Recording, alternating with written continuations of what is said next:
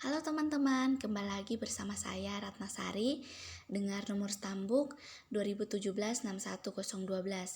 Saya dari Fakultas Keguruan dan Ilmu Pendidikan, jurusan Pendidikan Guru Sekolah Dasar, Universitas Sulawesi Tenggara.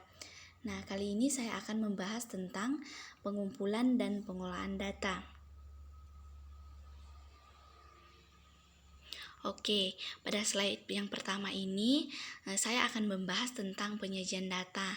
Nah, dalam penyajian data ini kita akan membahas 2 poin.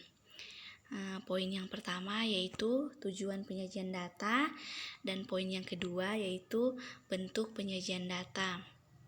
Namun saya akan membahas poin yang pertama yaitu tujuan penyajian data, di mana terbagi menjadi 2, yaitu yang pertama mudah dipahami atau sederhana, yang kedua tepat dan efektif. Poin yang kedua yaitu bentuk penyajian data, di mana dia ini terbagi menjadi 2 juga. Yang pertama tabel, yang kedua grafik. Selanjutnya ada 3 macam jenis tabel menurut jenis kategori dan karakter data. Yang pertama, tabel satu arah atau satu komponen, yaitu tabel berisi keterangan tentang suatu karakteristik saja. Karakteristik ini bisa berupa frekuensi, jumlah, kadar, dan ukuran. Yang kedua, tabel dua arah atau 2 komponen adalah tabel yang memiliki isi tentang hubungan antar 2 karakteristik. Contohnya seperti tabel berisi data jumlah penduduk menurut jenis kelamin dan umur, agama, serta asal daerah atau jumlah mahasiswa berdasarkan jenis kelamin dan jurusan.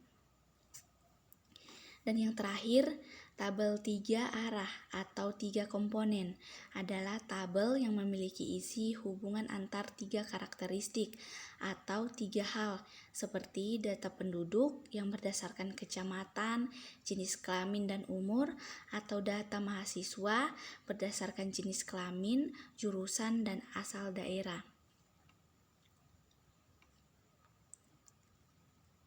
Nah, sekarang kita akan membahas tentang tabel, di mana tabel adalah daftar merupakan kumpulan angka yang disusun menurut kategori atau karakteristik data sehingga memudahkan untuk analisis data. Cara membuat tabel, yang pertama itu karakter atau unsur-unsur tabel. Nah, dalam karakter ini atau unsur-unsur tabel ini terbagi menjadi 6.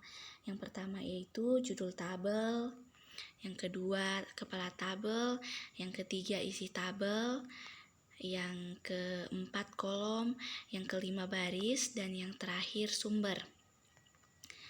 Cara membuat tabel yang kedua yaitu konsistensi, yang ketiga dalam satu halaman, yang terakhir yaitu kalimat pengantar.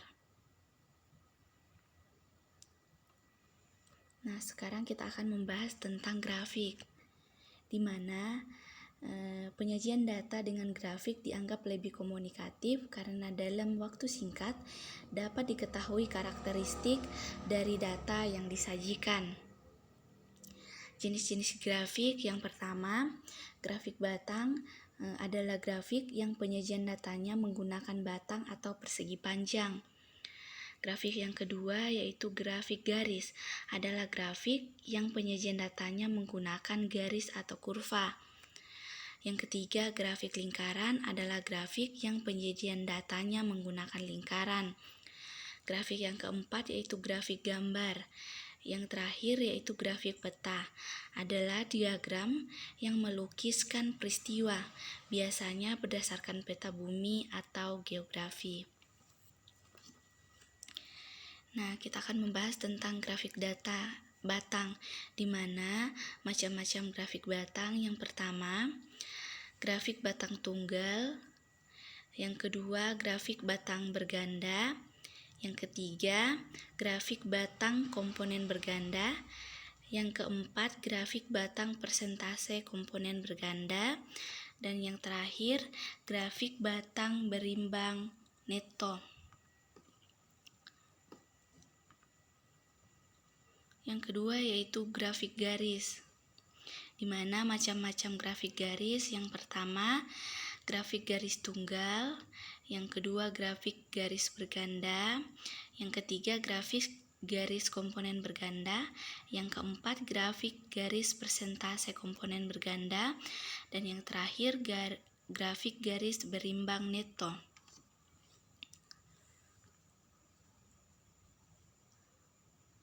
Nah, pada slide ini saya akan memperlihatkan gambar grafik. Gambar grafik yang pertama itu adalah grafik batang. Nah, inilah gambar grafik batang. Dan yang kedua yaitu gambar grafik garis. Yang ketiga, grafik gambar. Inilah contoh grafik gambar. Yang ketiga, grafik peta. Dan yang terakhir, grafik lingkaran. Nah, inilah contoh-contoh grafik gambar yang telah kita bahas pada slide-slide sebelumnya. Nah, kita melangkah pada slide yang terakhir, yaitu kita akan membahas tentang distribusi frekuensi. Distribusi frekuensi itu adalah suatu kegiatan mendistribusikan data mentah ke dalam tabel yang berisi kelas-kelas interval beserta frekuensinya. Istilah-istilah dari distribusi frekuensi, yang pertama jumlah kelas, yang kedua selah kelas atau lebar kelas atau panjang kelas, yang ketiga midpoint atau nilai tengah, dan yang terakhir frekuensi. Di frekuensi ini membahas tentang absolut atau jumlah, dan yang kedua yaitu relatif. Mungkin sampai di sini saja yang dapat saya jelaskan. Jika ada kesalahan baik dari segi materi atau kata-kata, mohon dimaafkan. Terima kasih.